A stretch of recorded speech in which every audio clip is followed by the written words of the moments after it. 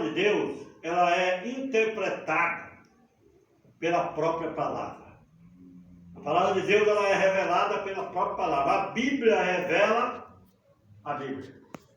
Textos, a gente lê o texto, aí nós vamos no contexto do texto, e aí recebemos uma revelação melhor. E tem versículos bíblicos que ainda tem o contexto dos contextos, para poder nós ter um resumo geral daquilo que o Senhor está querendo falar conosco.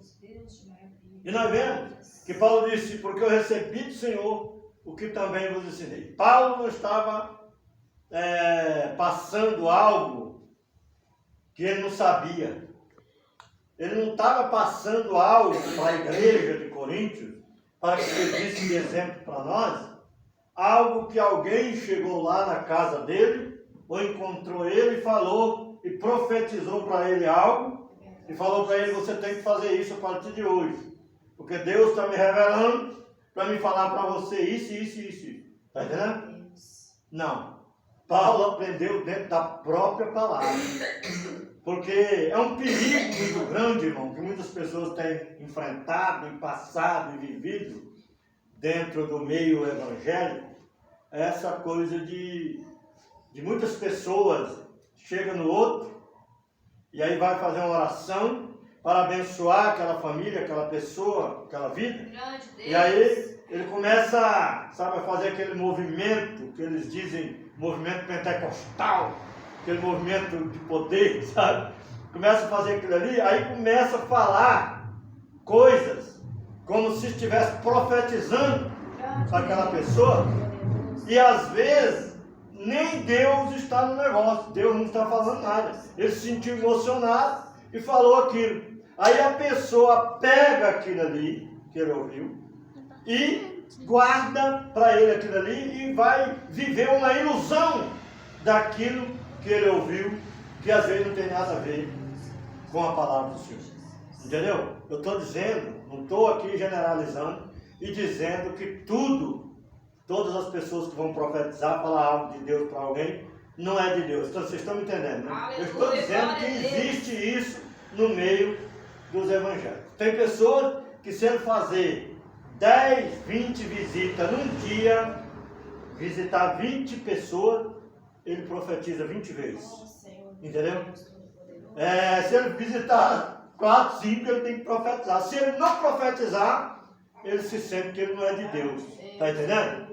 Ele acha que ele não pode perder aquele brilho, ele não pode perder aquele status, ele não pode perder aquela fama, ele não pode, se ele não profetizar e começar, o ministério dele vai cair em decadência aos olhos humanos das pessoas e ele vai se sentir desvalorizado ou diminuído no meio das pessoas, porque ele não está sendo usado. Porque ele acredita que ele só é usado por Deus se ele estiver profetizando, ou revelando, ou falando alguma coisa. Está entendendo?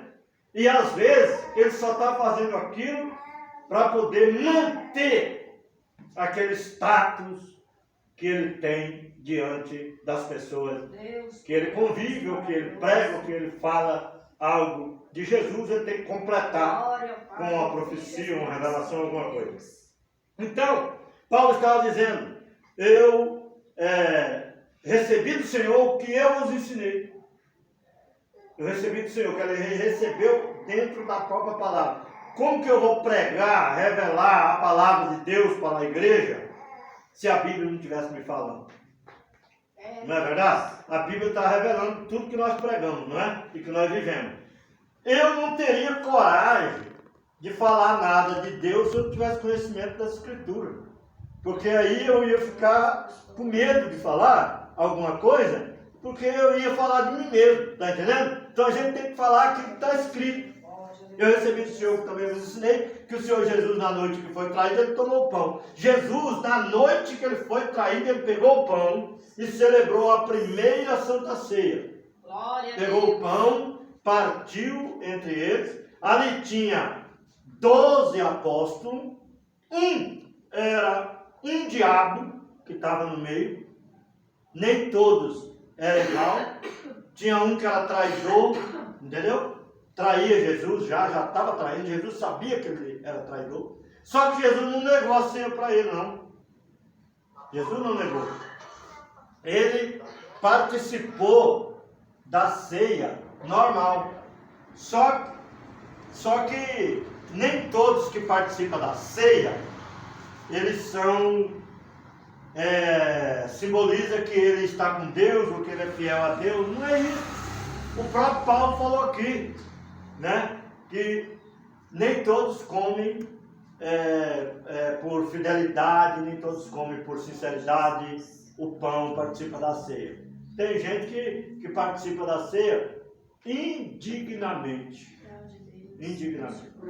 E aquele que participa indignamente, ele come e bebe para a sua própria condenação. Só que a ceia do Senhor, que eu quero dizer, a ceia celebrada por Jesus, Jesus pegou o pão para demonstrar algo importante para a vida das pessoas que estavam ali, principalmente dos seus discípulos, que ia dar continuidade no trabalho dele dali para frente, porque ele ia ser entregue naquela noite na mão dos pecadores.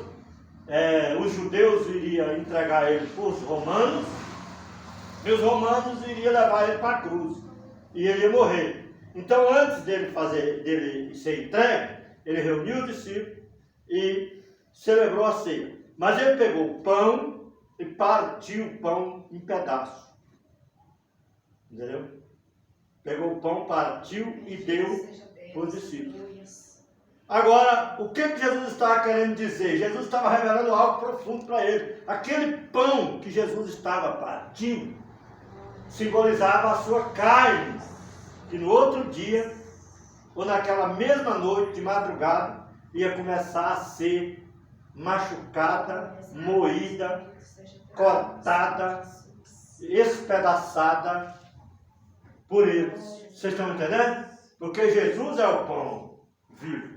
O pão que nós celebramos, a ceia, ele é um pão que após a oração, ele se torna um pão abençoado, um pão santo. Só que ele é uma representatividade do corpo de Jesus, que foi moído por nós. Vocês estão entendendo? E o cálice que Jesus pegou e deu para os discípulos, estava representando o sangue dele, que ele ia derramar pelo pecado do mundo. Entendeu? E aí os discípulos, alguns que não entenderam na hora, mas iriam entender depois. É tanto que Paulo entendeu e pregou sobre isso e ensinou, né, que nós não podemos comer o pão do Senhor indignamente. Não o pão, só simplesmente o pão da ceia, que após a oração é santificado, tem a representatividade da carne de Jesus, mas o Senhor está falando também do pão do céu, da palavra. Tipo assim, a gente come a palavra, se alimenta da palavra, que é o próprio Cristo, porque a Bíblia diz que Jesus é o verbo é a palavra, e o verbo estava com Deus, lá com Deus, e o verbo se fez carne, entendeu? E habitou entre nós.